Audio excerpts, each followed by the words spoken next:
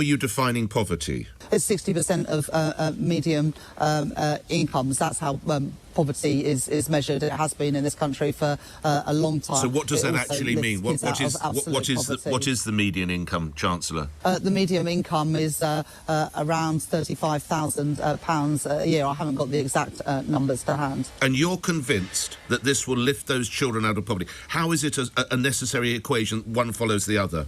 Well, this puts more money in the pockets of low-income families, and when you talk to teachers about the poverty that many children are experiencing, when you talk to nurses and those who work in the health service, when you go to food banks and see working parents turning up at a food bank because after the rent, after the energy bills, after doing those things, there's not enough money for the essentials, and so I'm not going to... Right. Imagine being a chancellor who has just delivered a catastrophic budget built on lies, and then having a journalist publicly dare you to sue him for calling you a liar on national radio. That is exactly what just happened to Rachel Reeves. LBC presenter Nick Ferrari has absolutely exploded on air, calling Reeves a liar not once but twice, and then challenging her and the Labour Party to sue him if they dare. "Come sue me. You lied." Those were his exact words. And then he went further, systematically destroying the government's excuse for delaying mayoral elections for 2 years by pointing out that Britain managed to arrange a general election in 2 months at the end of the Second World War. Stay with British royal family, because this on-air demolition is absolutely spectacular. Quick favour, if you are already loving Ferrari's brutal honesty, smash that subscribe button right now.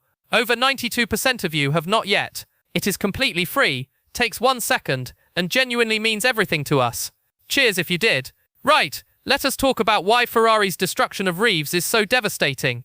Nick Ferrari has sternly reminded his listeners that a general election was sorted within 2 months at the end of the Second World War, following reports Sir Keir Starmer is delaying mayoral elections for another 2 years. Think about that comparison. Britain in 1945 had just emerged from 6 years of total war. Cities were destroyed, infrastructure was devastated, millions of men were still overseas, housing was scarce, genuine poverty was widespread. And yet the country managed to organise a general election in 2 months. 2 months. But Labour in 2025, with modern technology, with functioning infrastructure, with sophisticated electoral systems, claims it needs 2 more years to organise mayoral elections. 2 years. That is not logistical necessity. That is political cowardice. That is a government terrified of facing voters because they know exactly what verdict the British people will deliver. Addressing LBC listeners this morning, a furious Ferrari challenged the Labour Party to sue him as he accused Chancellor Rachel Reeves of lying. This idea that they cannot put these elections together for another 2 years, do not buy it for a moment. They are, to use a famous term for the politics of years gone by, frightened. They know they would take a heck of a kicking, probably from Reform but certainly from other parties as well. Maybe the Greens, and I do not know, Lib Dems or the Conservatives. They know how desperately unpopular they are with a budget where the Chancellor lied. And then came the moment that will be replayed endlessly. And I will say it again, come sue me, you lied. 2 words, not you are fired.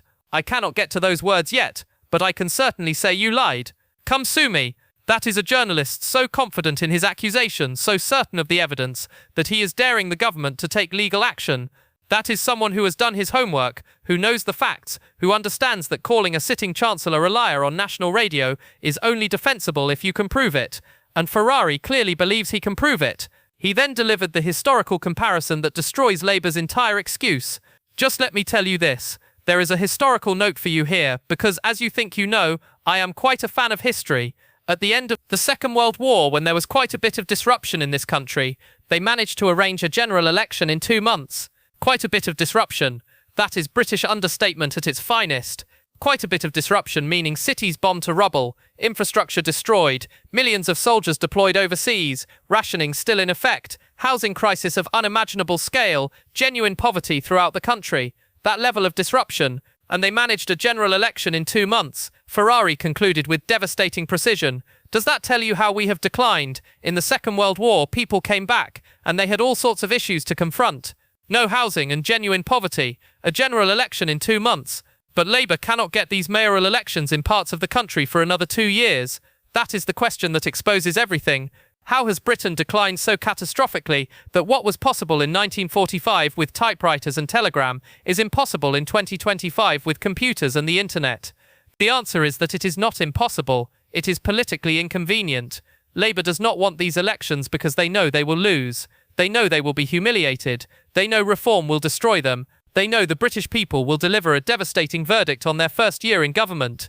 The host's rant comes after 4 new combined authorities, Essex, Hampshire and the Solent, Sussex and Brighton, and Norfolk and Suffolk, will have their polls pushed back to 2028. They were due to take place next May alongside other council elections. Pushed back to 2028. That is 3 more years. 3 years where Labour can avoid electoral accountability. 3 years where they can implement their destructive policies without facing voters. 3 years where they can raise taxes, break promises, and damage the economy without consequence.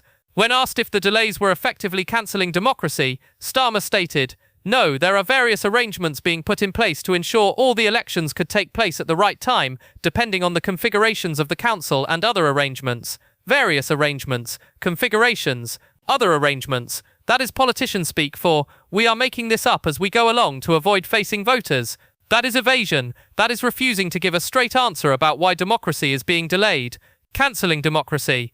That is what delaying elections is. When you postpone votes because you know you will lose, that is not administrative efficiency. That is anti-democratic behaviour. That is a government so terrified of accountability that it will delay the democratic process itself rather than face the electorate." And Nick Ferrari has called it out in the most brutal, direct way possible. He has called Rachel Reeves a liar on national radio and dared her to sue him. He has exposed the government's excuse for delaying elections as complete nonsense by pointing out that Britain arranged a general election in 2 months during far worse circumstances. He has accused Labour of being frightened, of knowing they would take a heck of a kicking, of being desperately unpopular. Every single one of those accusations is demonstrably true. Rachel Reeves did lie about the state of public finances. The Office for Budget Responsibility told her the fiscal hole was £2.5 billion. She told the British public it was £16 billion. That is lying.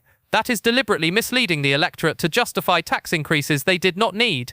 Labour is frightened. Their poll numbers are catastrophic. Internal party polling must be even worse. They know that if elections were held tomorrow they would be destroyed. Reform would win seats. The Conservatives would recover.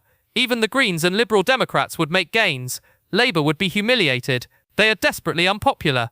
The British people have figured out that Labour lied during the election campaign, that they broke manifesto promises, that they raised taxes to historic levels, that they blamed Brexit for problems caused by their own policies, that they are incompetent, dishonest, and utterly unfit to govern. And now they are delaying elections to avoid facing the consequences of their failures. They are claiming it takes 2 years to organise mayoral elections when Britain arranged a general election in 2 months at the end of the Second World War. They are insulting the intelligence of the British people by pretending this is about logistics rather than politics. Nick Ferrari's destruction of Rachel Reeves and this government is so effective because he is saying what millions of Britons are thinking, that Reeves lied, that the government is terrified, that democracy is being cancelled to protect Labour from electoral humiliation. And he is saying it with such confidence, such certainty, such willingness to face legal consequences, that his accusation carries enormous weight. Come sue me. That challenge hangs in the air. If Ferrari is wrong, if Reeves did not lie, then she has a clear path to vindication. Sue him for defamation. Prove in court that she told the truth about public finances.